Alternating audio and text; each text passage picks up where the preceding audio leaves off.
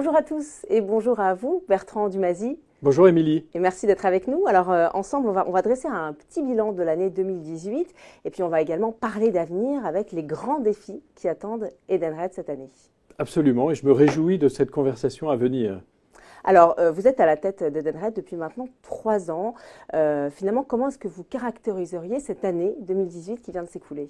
L'année 2018 a été une année extrêmement dynamique. On pourrait la qualifier d'une année connectée, fiable et très vibrante. Alors, on va rentrer un peu dans le détail de cette année, notamment au niveau des performances. Je crois que ça a été un très bon cru pour vous, 2018.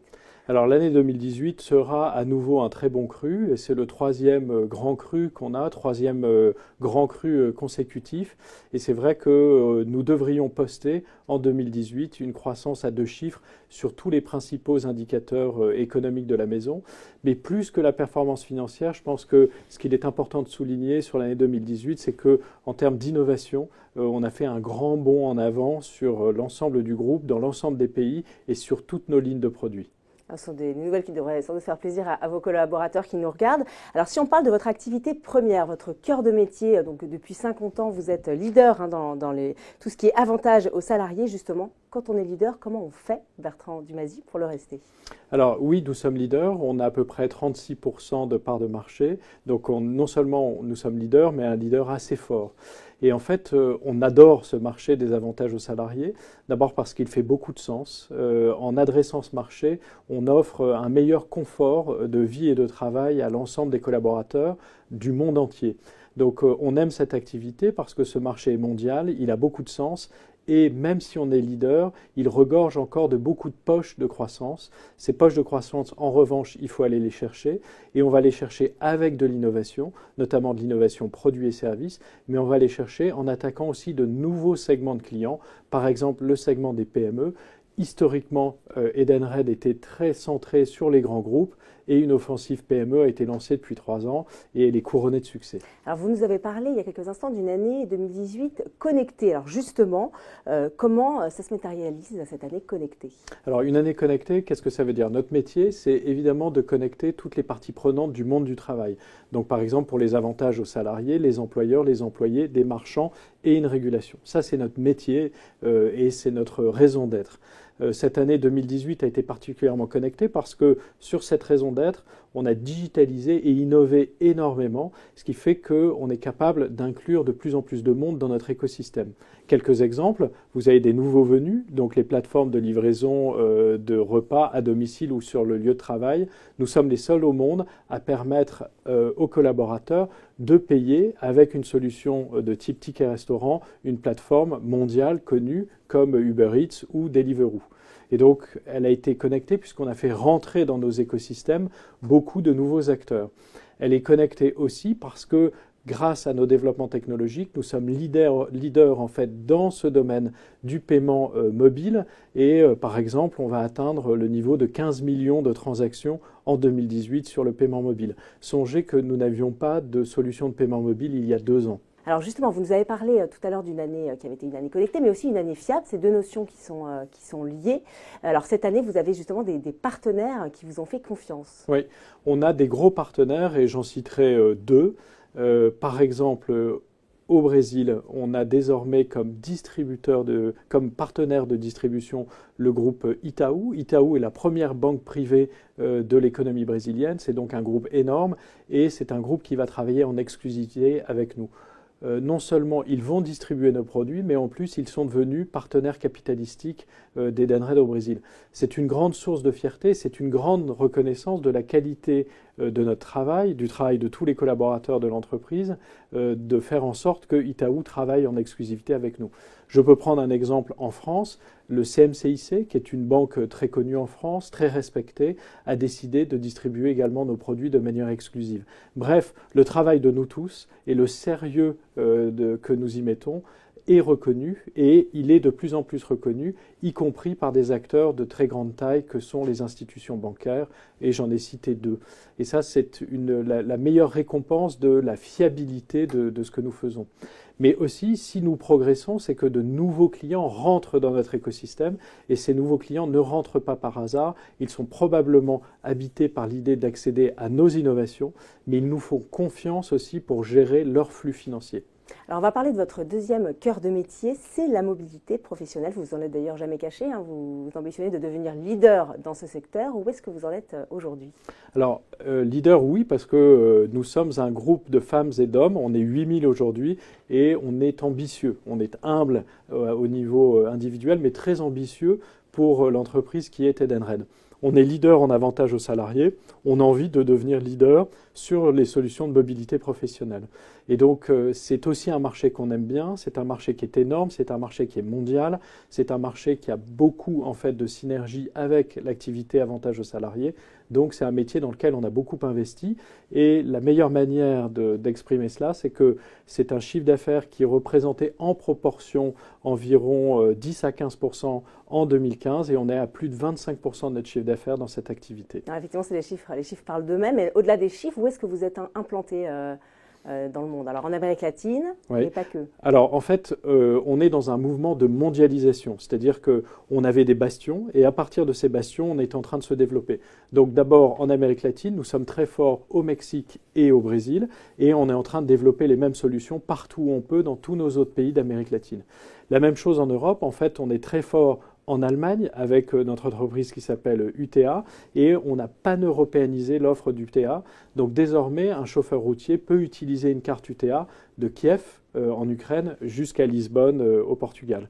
D'ailleurs, on s'est pan-européanisé de manière continentale et on a apporté la dernière pierre à l'édifice de notre présence en Europe puisque nous sommes sur le point de faire l'acquisition définitive d'une société anglaise qui s'appelle The Right Fuel Card et ça nous permet de rentrer sur le marché anglais qui est en fait en valeur le premier marché des cartes essence en Europe. Bref, on a de grosses ambitions, on est passé de 15 à 25% et l'appétit vient en mangeant et on n'a pas fini d'avoir des ambitions sur ce segment de marché qu'on aime beaucoup. Donc on va le mondialiser en développant nos lignes de produits partout où on peut et on va aussi développer de nouvelles lignes de produits, c'est-à-dire une carte essence n'est pas qu'une carte essence. Désormais chez Edenred, on est capable de proposer des services additionnels comme par exemple la télématique ou la maintenance des véhicules. Alors, des ambitions, vous en avez aussi pour votre troisième cœur de métier, c'est le paiement inter-entreprise. Alors là, pour l'instant, vous êtes, on va dire, un petit nouveau sur ce marché technologique qui est ultra concurrentiel. Où est-ce que vous en êtes aujourd'hui? Alors, on est une petite bête qui grimpe très vite parce qu'encore une fois, on est ambitieux par rapport à cette ligne de produits et on a énormément de talent au sein de l'entreprise qui s'exprime pour accélérer notre développement. Mais comme je vous l'ai dit tout à l'heure, on est aussi par nature des gens humbles, c'est-à-dire qu'avant d'accélérer, on essaye de comprendre. Donc l'équipe de Corporate Payment, ou paiement inter-entreprise en français, est une équipe qui d'abord a commencé à développer des premiers contrats. Et à partir de ces premiers contrats, d'abord, ces contrats ont grossi plus vite que ce qu'on avait imaginé. Si je prends le contrat IATA, c'est-à-dire la gestion du paiement pour 400 compagnies aériennes dans 125 pays pour 10 000 agences de voyage, c'est un contrat sur lequel au départ on avait à peu près 75 pays. Et en fait, comme on a délivré ce qu'on devait faire dans les temps, dans les specs et dans le budget, la IATA a décidé de nous en donner plus. Et on a désormais 110 pays. Donc déjà, les premiers contrats qu'on a signés sont des contrats qui se sont développés du fait de la fiabilité du partenariat qu'on a réussi à prouver. Donc on a fait ça, on a signé avec Foncia par exemple en France et on a 16 contrats de paiement inter-entreprise qui tournent. Et on n'oublie pas une acquisition très importante cette année avec l'américain CSI pour environ 600 millions de dollars je crois. Alors en quoi cette acquisition est particulièrement importante pour Edenred? Alors c'est là où je voulais en venir, c'est-à-dire que pendant 2 ans, on a fait le travail par le bas, en comprenant et en attaquant le marché. Et puis, une fois qu'on a mieux compris ce qu'on voulait, là, on peut accélérer. Et l'acquisition de CSI marque en fait cette accélération. On est absolument ravis d'accueillir CSI dans la famille Edenred pour plusieurs raisons. D'abord, CSI est un acteur très talentueux sur le marché américain. Donc le talent de CSI nous intéresse pour nous infuser et nous aider à accélérer, mais le marché américain nous intéresse également puisque c'est le premier marché au monde du paiement inter-entreprise. Donc non seulement ce marché est gros, mais en plus il est en forte croissance. Et c'est une croissance à 2 chiffres qui anime ce marché. Donc le talent de CSI associé à l'ambition d'Edenred et les moyens d'Edenred, tout ça sur le marché américain, fait de l'acquisition de CSI une très bonne nouvelle pour nous tous et surtout des horizons de développement qui nous animent. Alors, il est temps de parler un peu de vos collaborateurs. On l'a vu, hein, vous êtes une entreprise qui évolue, vous développez sans cesse des nouveaux métiers, vous êtes à la pointe de la technologie. Finalement, quel est, selon vous, le devoir d'un PDG vis-à-vis de ses collaborateurs ? Je pense que les devoirs sont multiples et un PDG a charge d'âme. C'est-à-dire que moi, je me sens responsable des 8000 collaborateurs aujourd'hui qui constituent Edenred. Mais si je devais en préciser un ou deux, je pense que le premier devoir d'un chef d'entreprise, c'est de faire en sorte que l'employabilité de chacun de ses collaborateurs augmente. L'employabilité, c'est vraiment je dirais le capital principal d'un employé dans un monde en évolution constante. Et donc notre devoir, c'est par la croissance et par l'organisation en projet, faire en sorte que chacun déploie ses ailes et utilise ses talents et rajoute plusieurs cordes à son arc. Une des manières de faire, c'est de l'organisation en projet et c'est apporter de la croissance pour ouvrir les horizons à chacun. Et en parallèle, je pense que le devoir d'éducation est important, c'est-à-dire qu'on doit pouvoir être formé dans les entreprises où on travaille. C'est d'ailleurs pour ça que je suis heureux d'annoncer en 2019 une initiative de grande ampleur qui est le lancement de l'e-learning sur une plateforme Edenred qui s'appellera Edu comme éducation, mais E comme Edenred, vous voyez la filiation. Sachant que ce dispositif vient complémenter 3 nouveaux dispositifs qui tournent depuis 2 ans, que sont l'Edenstep, ce qu'on appelle la Talent Week et l'exécutif programme. Donc ça va être une pièce supplémentaire.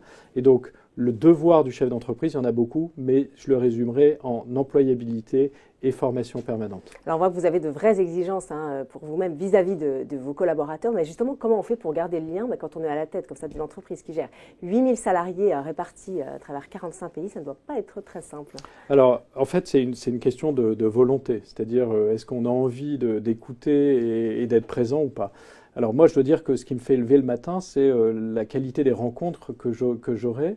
Et donc, pour préciser un peu les choses, en 3 ans, j'ai visité un peu plus de 35 pays.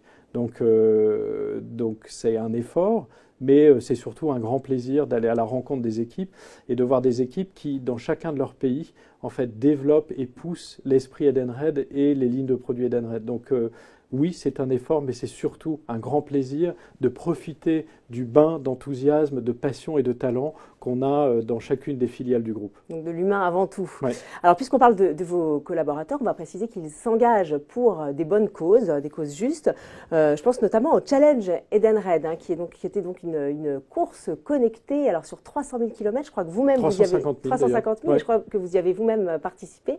Racontez-nous un peu cette aventure. Oui, alors en fait, Edenred, toutes les initiatives qui ont été développées et qui sont en mouvement dans le groupe, moi vraiment je les trouve super. Donc Edenred, le principe, c'est de courir, nager, pédaler et d'enregistrer un certain nombre de kilomètres. Et en échange de ces kilomètres, Edenred donne un équivalent à une association. L'association qui a été choisie par les collaborateurs, c'est Make-A-Wish. Pourquoi ? Parce que qu'est-ce qu'on peut faire de mieux que donner du temps et de l'argent à une association qui essaye de réaliser le rêve d'enfants gravement malades.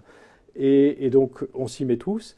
C'est à peu près 2000 collaborateurs qui ont couru cette année et qui ont plus couru en fait que l'année dernière, puisque en gros, on a pu faire 10% de plus en 2018 par rapport à 2017. Donc, j'attends avec plaisir le cru 2019. Mais j'en profite aussi pour remercier les 8000 femmes et hommes d'Edenred qui, en partie, ont contribué à ce challenge. Donc, tout le monde y a participé. Ouais. Alors, ce challenge sportif n'a pas été le seul cette année. Je crois qu'il y a eu également la Journée mondiale de solidarité Ideal Day. Oui. Alors, qu'est-ce que c'était au juste ? Ça, c'est un autre truc que j'adore. C'est qu'on a décidé de donner une journée de travail. Et ce qu'on a décidé, c'est la même journée partout dans le monde. Donc, en 2018, la journée était le 21 juin. Je suis capable d'annoncer qu'en 2019, la journée choisie est le 19 juin. Et l'idée, c'est qu'il y a une exigence, c'est qu'on donne tous une journée de travail. En revanche, chaque organisation locale choisit l'association ou l'œuvre pour laquelle ils ont envie d'aider.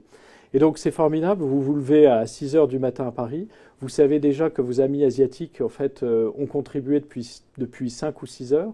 Grâce à WhatsApp ou d'autres applications, vous savez ce qu'ils sont en train de faire, vous savez que vous allez prendre le relais, et ce relais, vous allez le passer en suivant le cycle du Soleil à l'ouest de la Terre. Donc par exemple, moi en 2018, j'ai eu la chance d'être au Chili, et donc j'ai eu la chance d'être intégré aux équipes chiliennes qui ont fait la rénovation en fait, d'une nurserie et école maternelle. Et ce qui est stupéfiant, c'est que vous voyez l'école à 8 heures du matin et vous la voyez à 18 heures, elle est transformée du sol au plafond. Et donc ça, c'est aussi une autre merveilleuse initiative d'Edenred, et vivement le 19 juin 2019. Le prochain challenge. Alors, on voit que donc 2018 a été une année riche et vibrante. Et justement, c'était ce terme que vous employiez en début d'entretien, une année vibrante. Tous ces projets et toutes ces réussites vous ont donc fait vibrer, Bertrand Dumazy? Vous le voyez, Ça se voit. Absolument, ça me fait vibrer. Et ça crée aussi une énorme fierté.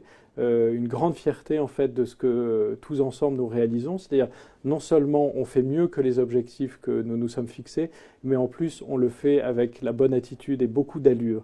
Et donc je suis très fier de faire partie de cette aventure. Avec des valeurs qui vous sont chères et qu'on voit juste derrière vous, ces images qui défilent sur ces écrans. Donc les valeurs Edenred qui sont affichées sur les murs de différentes filiales, beaucoup de filiales d'Edenred. La passion du client, le respect, l'imagination, la simplicité et l'esprit entrepreneurial qui nous animent tous. Alors Bertrand Dumazy, l'heure tourne, il est temps de parler un petit peu d'avenir, de l'avenir d'Edenred. Quelle est votre ambition pour le groupe pour 2019, bien sûr, mais pour les années à venir? Oui, alors la visée pour Edenred, c'est de continuer à devenir le compagnon universel du monde du travail.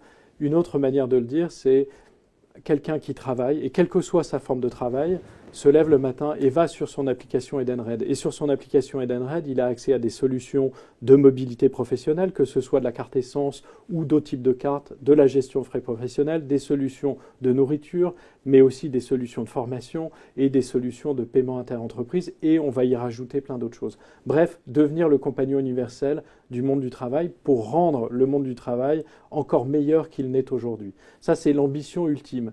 Et en plus, on va essayer de le faire en générant de la croissance à 2 chiffres, parce que ça fait partie du jeu, et on va essayer de le faire en respectant nos valeurs. Si je réfléchis à ce qu'on a fait ces 3 dernières années, je suis tout à fait enthousiaste sur les 3 années à venir. Mais je sais aussi qu'il y a des choses qui n'ont pas été faites dans les 3 années précédentes, qu'on va essayer de mieux faire dans les 3 années à venir, et j'en citerai 3. La première, c'est une attention encore plus forte à nos clients. Il faut que le niveau de satisfaction de nos clients continue à augmenter. Deuxièmement, des programmes un peu plus puissants qui nous permettent d'engager tous nos collaborateurs, et donc un travail encore plus fort sur l'engagement de nos collaborateurs et changer ce qui a changé dans nos méthodes managériales ou dans la manière d'expliquer les choses. Et le troisième élément, c'est aussi la diversité. J'aimerais que Edenred soit un peu plus diverse. Je suis convaincu que diversité égale efficacité, et on a encore des efforts à faire à certains niveaux. Et quand je parle de diversité, je pense notamment à la diversité du genre. Les femmes sont encore trop sous-représentées dans nos instances dirigeantes, et donc on va y travailler ardemment pour les 3 prochaines années. Eh bien, écoutez, c'est tout ce qu'on vous souhaite, en tout cas pour 2019, une année bien vibrante, tout aussi vibrante que 2018. Alors, on arrive au terme de notre entretien. Donc, il est temps maintenant de vous adresser directement à vos collaborateurs, vos 8000 collaborateurs qui vous regardent. Vous pouvez regarder la caméra et leur adresser un dernier message pour cette année qui vient, pour 2019. Oui, alors écoutez, ce que j'aimerais partager avec vous, c'est d'abord tous mes remerciements pour l'année 2018. Quand on regarde ce qu'on a fait ensemble, notamment sur les résultats, sur la manière, mais aussi sur la préparation de l'avenir, du fond du cœur, je voulais vous remercier. Ça a été une aventure formidable. Je voudrais vous souhaiter ou vous présenter mes meilleurs vœux pour l'année 2019, que cette année soit une année douce pour vous et l'ensemble de vos familles, et qu'elle vous permette de réaliser peut-être un rêve à l'image de notre skipper Emmanuel Leroc, qui a pu réaliser grâce à notre travail le rêve de participer à une course que vous avez tous suivie, qui s'appelle la Route du Rhum. Et donc, à l'image d'Emmanuel Leroc, notre skipper, je vous souhaite de réaliser un rêve. Merci beaucoup.